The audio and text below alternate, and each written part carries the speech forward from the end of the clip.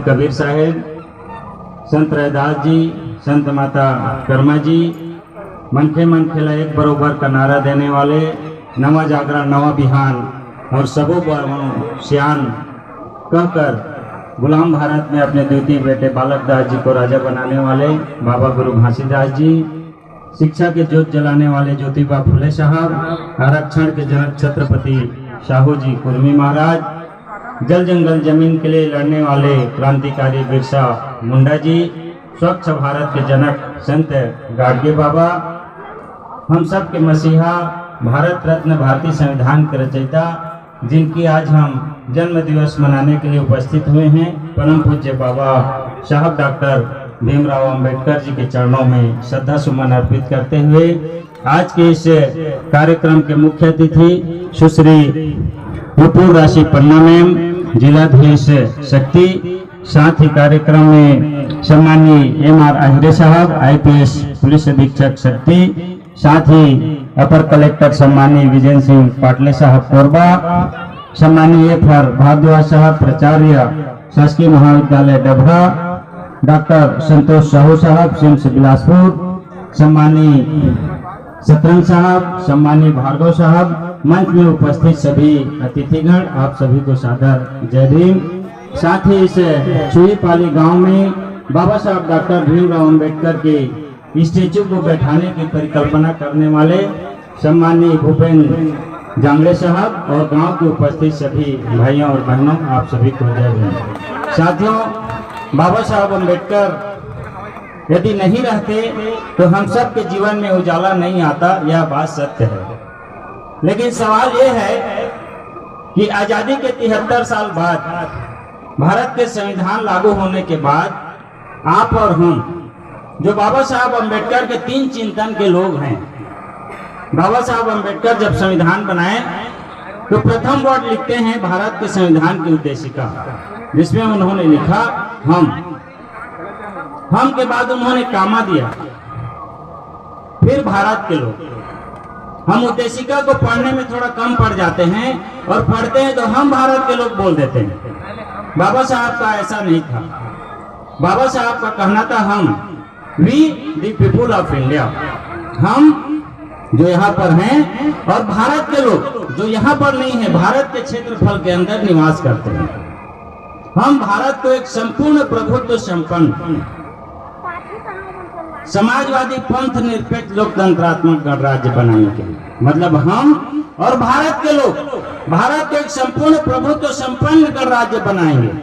इसके लिए आप और हम जिम्मेवार हैं तथा उसके समस्त नागरिकों को सामाजिक, आर्थिक और राजनीतिक न्याय, मतलब यदि किसी को सामाजिक न्याय नहीं है इस देश में तो उनको न्याय दिलाने के लिए हम, जिनके साथ अन्याय हो रहा है वो और पूरे भारत के लोग खड़े हो जाएंगे कि इस व्यक्ति को सामाजिक न्याय मिलना चाहिए। ऐसा बाबा साहब अंबेडकर का एक सोच था।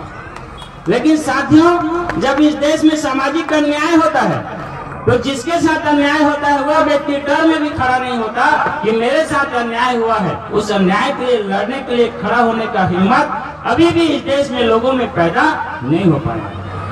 साथियों, जब वह व्यक्ति खड़ा नहीं होता है तो उसके रिश्तेदार नहीं आते, उसके गांव के लोग नहीं आते, उसके सगे संबंधी के लोग नहीं आते, उसके वर्ग के लोग नहीं आते और पूरे फिर भारत के लोग नहीं आते। इसलिए आज भी इस देश में सामाजिक न्याय नहीं है।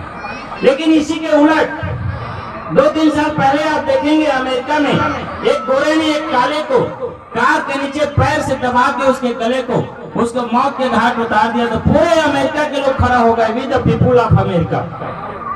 तो ये जो भारत देश है, इस भारत देश में अभी भी हम और भारत के लोगों को समझ नहीं आया है, क्योंकि ऐसे समझ पैदा करने वाले यदि कोई है तो आप और हम, जो बाबा साहब अंबेडकर के 3 चिंतन थे।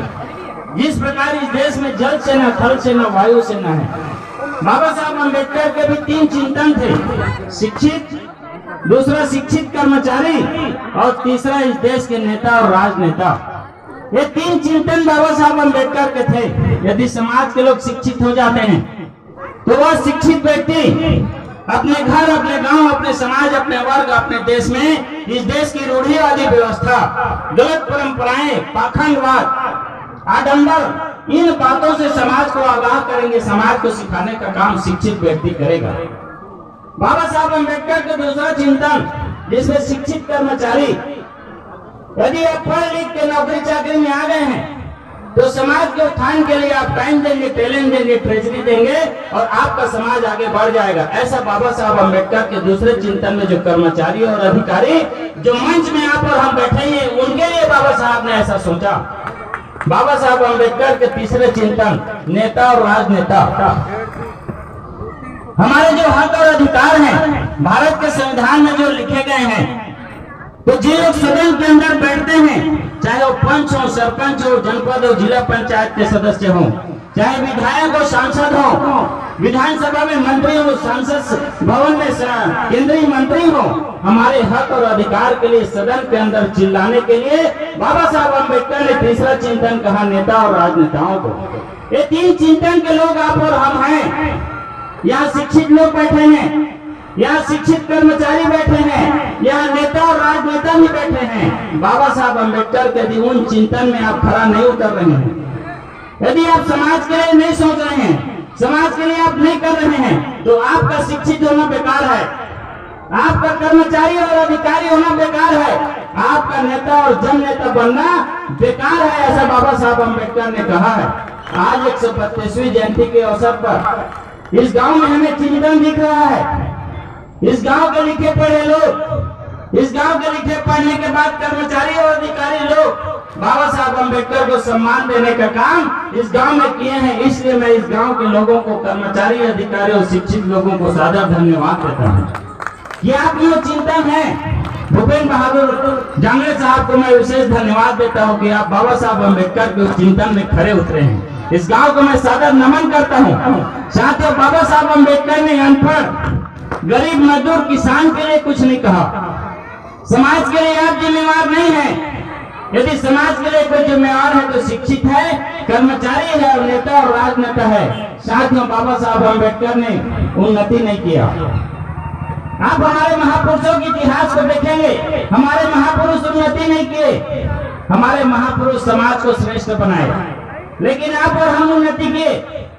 लिख पढ़ के नौकरी में आ गए, गाड़ी मोटर बंगला ले लिए, घर द्वार बैंक बैलेंस सब बना लिए, हम सब उन्नति किए। लेकिन बाबा साहब अम्बेडकर और हमारे महापुरुष उन्नति नहीं किए। किसी के पास गाड़ी मोटर बंगला नहीं, किसी के पास पैसा कौड़ी नहीं, उन्होंने समाज को श्रेष्ठ बनाने का काम किया।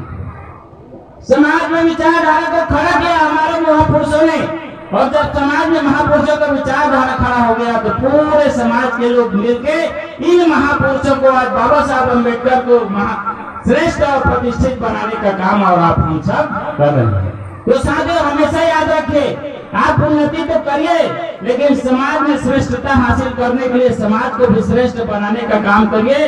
इस मंच पे हमारी सुश्री कलेक्टर मैडम बैठी हैं, एसपी साहब बैठे हैं, अपर कलेक्टर साहब बैठे हैं, नेता और राजनेता भी बैठे हैं। मैं आप सबसे विनम्र अपील करता हूँ कि समाज को आगे बढ़ाने के लिए आप अपना टाइम, टैलेंट, ट्रेजरी देने का काम करें। इसी के साथ आप सभी को बहुत बहुत धन्यवाद। आपने मुझे बोलने का अवसर दिया। आप सभी को जय भीम, जय भारत, धन्यवाद।